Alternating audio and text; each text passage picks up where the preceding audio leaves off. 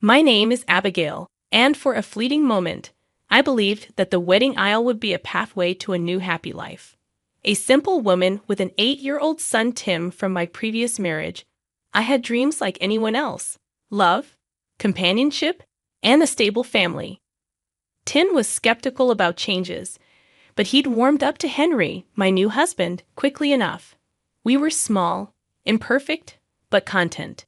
That is, until Clara happened. The wedding was a grand affair. Clara, as the mother of the groom, had somehow assumed the role of a wedding planner with dictatorial powers.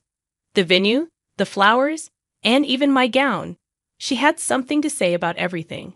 The more she micromanaged, the more I felt like an outsider at my own wedding. "Abby, don't you think you should reconsider that dress?" She scoffed as I tried on my bridal gown. "Actually, I really love this dress," I defended, hoping Henry would step in. "That's just how she is, Abby," Henry mumbled, not meeting my eyes. "She means well." The night before the wedding, as we were setting up, Clara berated the florist for the choice of roses. "Don't you have something more exotic? These are just so common, much like Abby's taste," she criticized. This time, I couldn't contain myself. Clara looked at me as if I were an irritating fly she couldn't swat away. "My son deserves the best, and if you can't provide it, then someone has to," she declared. Henry was right there, but he said nothing, just sighed, giving me a look as if to say, "What can we do?" The final straw came during the wedding reception. Tim, nervous but excited, had prepared a small speech. As he stood up to speak, Clara loudly whispered, "Oh God, what is the child going to babble about?" I felt my face flush with embarrassment and anger. I looked at Henry, waiting for him to defend our new family, but he did nothing as Tim nervously read his heartfelt speech. It was then that I realized I had made a monumental mistake. I was now tied to a man who would never stand up for me, and worse, to a woman who would forever undermine me. That night, as I slipped into my wedding bed, Henry sensed my unhappiness, but dismissed it with a wave of his hand. "You know how mothers are, Abby. Give it time," he said. "Time for what? For her to completely belittle me? For you to finally stand up for your wife?" I replied, but Henry sighed. "You're making a big deal out of nothing. Sleep, okay? Tomorrow is a new day." Yes, a new day, the first in a series of miserable days that were to come. But back then, I didn't know that. I laid there, staring at the ceiling, pondering the gravity of the vows we just made, vows that already felt broken. After the chaos of the wedding, I foolishly thought that life would settle into some semblance of normalcy. Henry moved into the home that Tim and I had made for ourselves over the years. This had been a joyous period, a honeymoon phase filled with new beginnings. But Clara's influence was as invasive as ivy creeping through the cracks and choking the life out of our new family. The first visit happened just a week after our wedding. It was a Sunday, and I was busy making a family dinner, something to celebrate our first week as a married couple. The menu was classic comfort food: roast chicken, mashed potatoes, and steamed vegetables. I was just setting the table when Clara breezed into our home like an unexpected cold front. "Oh my, what an interesting spread," she declared, as if she were a judge on some kind of culinary TV show. Her eyes roved dismissively over the dishes on the table. "I thought it would be nice to have a home-cooked meal for our first Sunday dinner together," I explained, trying to hide my annoyance. "That might be what you're accustomed to, but Henry was raised with more sophisticated tastes," Clara countered, twisting her lips into a sly smile. Henry, who had been conspicuously silent, suddenly found his voice. "Mom, Abby worked hard on this. Let's just enjoy the meal," he said. But his words lacked force or conviction. Was this an ally or another passive observer in my life? I couldn't help but wonder. We sat down for dinner, but Clara's eyes didn't miss a thing. She commented on how the living room could use a woman's touch, hinting at its inadequacy. She criticized the way Tim held his fork, offering to enroll him in etiquette classes. And when I finally brought out my homemade apple pie, a family recipe passed down from my grandmother, she took one bite and said, Oh dear, did you mistake salt for sugar? The air was so thick with tension, you could slice it with a knife. Tim appeared increasingly uneasy, shrinking in his seat like a violet. Henry silently consumed his meal, avoiding eye contact with anyone. Clara, you've made your points. Is there anything you actually like about this place? Or are you just here to make us feel unwelcome in our own home? I finally burst out, unable to contain myself any longer. Clara looked at me with feigned surprise, as if she had been offering constructive criticism all along. I'm just trying to help you be a better fit for my son. Henry's voice finally interjected, albeit weakly. Mom, let's keep the criticism down, okay? He continued. But I'm just saying, Clara began, only to be interrupted by Henry. No, Mom, enough, he asserted, but the lack of force in his words made them almost meaningless. Clara pursed her lips and went quiet, but the damage was done. We finished our meal in silence, each bite tasting like sawdust. When Clara finally left the house, it felt like a battleground after a war, scarred and void of life. That night, as I cleaned up the kitchen, I wondered how many more of these family dinners I could endure. Tim, who had retreated to his room right after dessert, was the silent victim in all of this. And Henry, he was becoming more of a mystery each day, a man torn between two worlds, neither of which he was willing to fully inhabit. Henry came up behind me, wrapping his arms around my waist. She'll get better, Abby. You'll see, he reassured me. I wanted to believe him, but as I looked around my own home, a place that had once been my son's sanctuary, but now felt like hostile territory, I couldn't help but wonder. Would we ever truly be a family, or were we doomed to live in the shadow of a woman hell-bent on keeping us apart? By the time winter rolled in, the tension in our home had reached its boiling point. Every visit from Clara turned into a grueling ordeal, each insult cutting deeper than the last. Tim had become increasingly withdrawn, and even Henry seemed to sense that things were unraveling. However, instead of confronting his mother, Henry suggested that I make more effort to get along with her. I don't know how much more I can take, Henry, I said to him one evening as we lay in bed. Your mother treats this house like it's her kingdom, and we are merely her subjects. Henry rolled onto his side to face me. She's a strong personality, sure, but she's also my mother, Abby. Can't you try to see the good in her? Before I could respond, my phone buzzed on the nightstand. It was a text from Henry about a car ride the next evening. Just the girls, Tim, and me to clear the air. I looked at Henry puzzled. Your mother wants to go for a car ride to clear the air. What do you think she's up to? I asked. I don't know, Abby, but maybe it's a good sign. Maybe she's trying to make amends, he suggested, ever the optimist where his mother was concerned. My gut told me to decline the invitation, but against my better judgment, I agreed. What was the worst that could happen? I thought. Little did I know, I was walking straight into a trap. The next evening, we bundled up and climbed into Clara's luxury SUV. Tim sat in the back, his face lit by the glow of his handheld gaming device, clearly wanting to be anywhere else but there. I rode shotgun nervously, fiddling with my seat belt as Clara drove. So, where are we going? I asked, my voice tinged with skepticism. Just a little drive around town. It's good to talk in a neutral setting, Clara replied, her eyes focused on the road. Neutral since when is your car neutral? I thought to myself. But I said nothing, hoping for the best. A half hour into the drive, Clara finally broke the silence. Abigail, I've been doing some thinking, and it's become painfully obvious that you're out of your depth here, she declared. Excuse me? I replied, stunned by the directness of her insult. You heard me. You're a divorcee with a child, trying to fit into a life you know nothing about.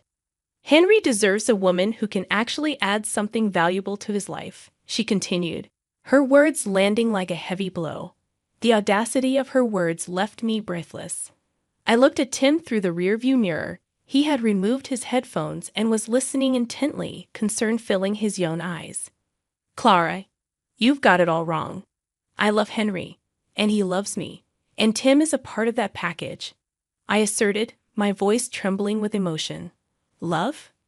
What you call love, I call settling, she retorted, pulling the car to the side of the road near a stretch of deserted land. I think it's time for you and Tim to get out and think about what you've done to my family. You can't be serious. It's freezing out there, I protested. Very serious. Now get out, she commanded, her voice steely. I glanced at Tim, his face a mixture of confusion and fear, and I knew I had to protect him. As we stepped out into the cold, Clara sped off, leaving us stranded miles from home. We started walking, our steps heavy, each footfall a painful reminder of the trap we had just walked into. But with each step, I also felt a new resolve forming inside me. Clara had overplayed her hand this time, and I was ready to finally end this game. The moment the car's taillights disappeared into the distance, the gravity of our situation sank in. We were stranded in the middle of nowhere, under a moonless sky, with temperatures plummeting.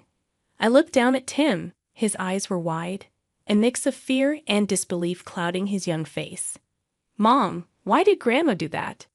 Tim's voice wavered as he spoke, his breath visible in the icy air.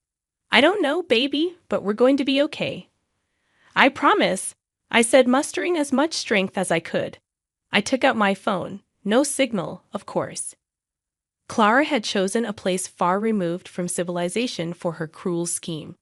Which way is home? Tim asked, shivering. We're too far from our house. But my parents live about 8 kilometers that way, I said, pointing down the road that seemed to stretch into infinity. The walk was excruciating. With each step, the cold seemed to pierce deeper into our bones. We were not dressed for this kind of weather, not prepared for this brutal test of endurance. A couple of times, Tim stumbled, and each time he did, my heart sank. I couldn't help but think of the irreparable damage Clara was causing, not just between her and me, but between her and her own grandson. Halfway through, Tim's complaints about his cold hands grew more urgent. My fingers hurt, Mom, he said, his voice trembling. I tried rubbing them, blowing on them, doing anything I could to bring some warmth back into his tiny red hands, but I knew we were in a bad situation that was getting worse. Finally, after what felt like an eternity, the distant lights of my parents' home flickered on the horizon like a beacon in the dark. The relief that washed over me was overwhelming. But as we reached the doorstep, and I looked down at Tim's hands, my heart sank. His fingers were an alarming shade of white. Mom, Dad, we need help, I screamed as I banged on their front door. Within seconds, they were there, rushing us inside. My mother gasped when she saw Tim's hands, and my father immediately started the car to take us to the hospital. Before we left, I grabbed my phone, finally back in signal range, and dialed Clara's number. You've gone too far this time, I hissed into the phone when she picked up. Tim has frostbite because of you. I'm taking this to the authorities.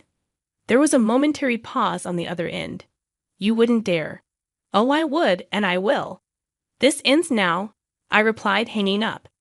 As we drove to the hospital, my father at the wheel, my mother comforting Tim in the back seat, I felt a mix of emotions.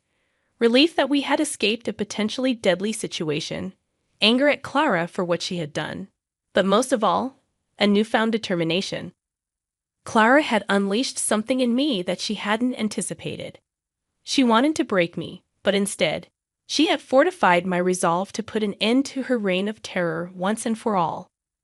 The sterile smell of the hospital was as unnerving as always, but this time it was accompanied by a sense of urgency and dread.